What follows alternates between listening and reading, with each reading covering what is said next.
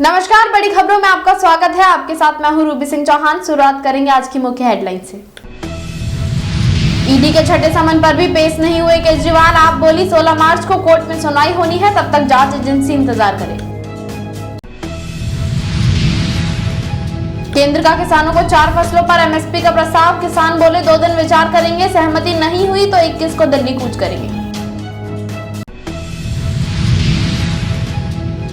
Supreme court में सुनवाई से पहले चंडीगढ़ मेयर का इस्तीफा। आपके 3 पार्षद भाजपा में शामिल, दोबारा चुनाव हुए तो बीजेपी की जीत तय। पीएम मोदी संभल के कल्कि धाम पहुंचे, मंदिर की शिलान्यास पूजा शुरू। सीएम योगी प्रमोद कृष्णम मौजूद।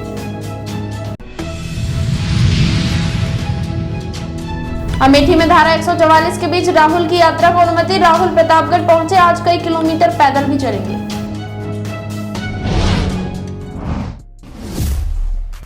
दिल्ली के मुख्यमंत्री और आम आदमी पार्टी के प्रमुख अरविंद केजरीवाल आज भी ईडी के सामने पेश नहीं होंगे।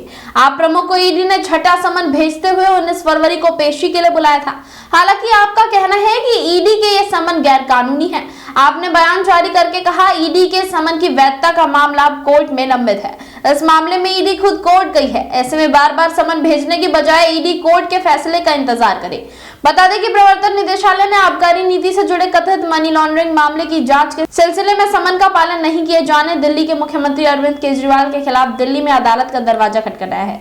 जांच एजेंसी की शिकायत में आरोप लगाया गया कि सीएम केजरीवाल जानबूझकर समन का पालन नहीं करना चाहते थे और बहाना बना रहे थे। एजेंसी ने कहा, अगर उनके जैसे उच्च पदस्थ सार्वजनिक पदाधिकारी ने कानून की अवज्ञा की तो यह आम आदमी के लिए गलत उदाहरण स्थापित होगा। ईडी की याचिका पर राउज एवेन्यू कोर्ट में आज सुनवाई होनी है, जिसमें सीएम केजरीवाल पेश हो सकते हैं। इससे पहले इस मामले में 17 जनवरी को सुनवाई हुई थी, जिसमें अरविंद केजरीवाल वीडियो कॉन्फ्रेंसिंग के जरिए पेश हुए थे और कोर्ट की अगली तारीख पर निजी रूप से पेश होने का वादा किया था। इसके बाद कोर्ट ने इस मामले की अगली सुनवाई 19 जनवरी को मुकर्रर की थी। चंडीगढ़ में 3 केंद्रीय मंत्रियों के साथ किसान नेताओं की चौथे दौर की बातचीत करीब 4 घंटे चली। बैठक में केंद्र सरकार 4 और फसलों पर एमएसपी देने को तैयार हो गई है। प्रस्ताव पर किसान आपस में चर्चा करके सरकार से फिर बात करेंगे। केंद्रीय मंत्री पीयूष गोयल, अर्जुन मुंडा, नित्यानंद राय के साथ साथ पंजाब के मुख्यमंत्री भगवंत मान भी चौथे दौर की इस बैठक में मौजूद थे।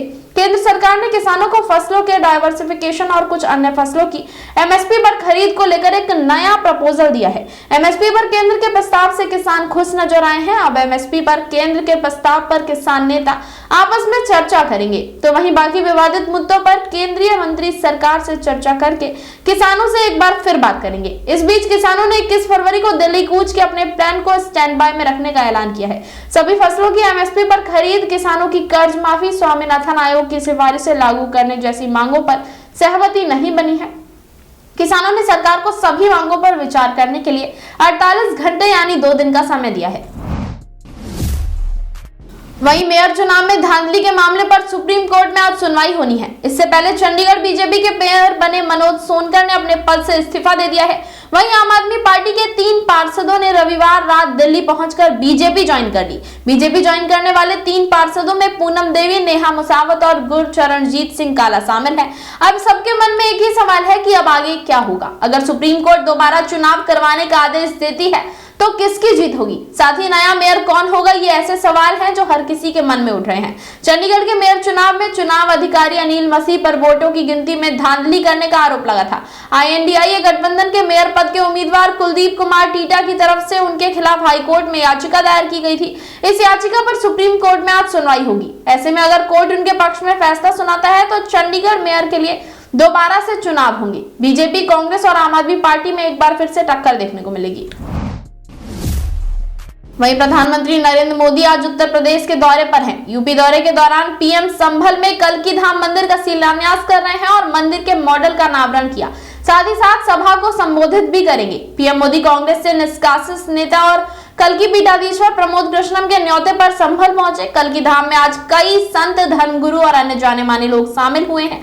वहीं उज्जैन के बाबा महाकाल मंदिर से जुड़े महात्मा वैदिक मंत्र के बीच पूजन का कार्यक्रम संपन्न करा रहे हैं। उत्तर प्रदेश के संभल में कल्की धाम देश भर के श्रद्धालुओं की आस्था का प्रतीक है। इसका निर्माण कल्की धाम निर्माण ट्रस्ट द्वारा किया जा रहा है, जिसके अध्यक्ष आचार्य प्रमोद कृष्णम हैं। पीएम के कार्यक्रम को लेकर कल्की पीठाधीश्वर प्रमोद कृष्णम भी काफी उत्साहित दिखाई दिए। प्रधानमंत्री के दौरे से पहले उन्होंने कहा कि पीएम मोदी सबके हैं। इस कार्यक्रम में अयोध्या के हनुमानगढ़ी के महंत राजूदास, रामविलास वेदांती और स्वामी रितेश्वर महाराज भी पहुंचे हैं। पीएम मोदी के दौरे से पहले यूपी के सीएम योगी आदित्यनाथ ने कल्की धाम पहुंचकर तैयारियों का जायजा लिया था। साथ ही साथ हेलीपैड पर पीएम का स्वागत मुख्यमंत्री योगी आदित्यनाथ, जनपद के उच्चाधिकारी और कल्की पीठ के कुछ संतों ने किया। वहीं लोकसभा चुनाव से पहले एक बार फिर उत्तर प्रदेश में अमेठी की सियासत में गर्माहट आ गई है। अमेठी की सियासत में एक साल बाद फिर स्मृति ईरानी और राहुल गांधी आमने सामने हैं। दरअसल राहुल गांधी की भारत जोड़ो न्याय यात्रा को सोमवार को 37वां और उत्तर प्रदेश में चौथा दिन है। राहुल ने सुबह प्रतापगढ़ से यात्रा शुरू की। इसके बाद वो अमेठी पहुंचेंगे, जहां वो रात्रि विश्राम करेंगे। इस बीच केंद्रीय मंत्री स्मृति ईरानी भी सोमवार से 4 दिन के दौरे पर अपने संसदीय क्षेत्र में अमेठी में रहेंगी। राहुल गांधी ने प्रयागराज में रात्रि विश्राम किया। इस दौरान राहुल ने भदोही में नेताओं और कार्यकर्ताओं से मुलाकात की। उन्होंने कहा कि मुझे इमरजेंसी के कारण वायनाड जाना पड़ा, इसलिए भदोही के लोगों से मुलाकात नहीं कर सका।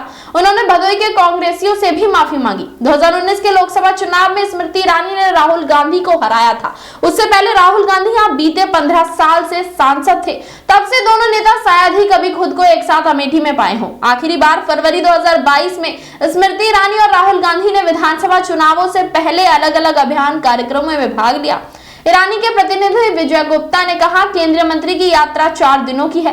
इस दौरान वो कई कार्यक्रमों में हिस्सा लेंगी। 22 फरवरी को स्मृति ईरानी के नए घर में अनुष्ठान होगा। स्मृति ईरानी ने अमेठी में घर बनवाने का वादा किया था, वो अब पूरा होने जा रहा है।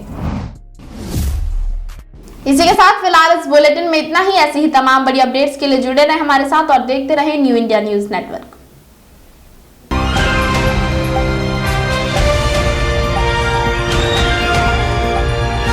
दिल्ली, हरियाणा, उत्तर प्रदेश, राजस्थान की हर खबर के साथ देखते रहिए न्यू इंडिया न्यूज नेटवर्क।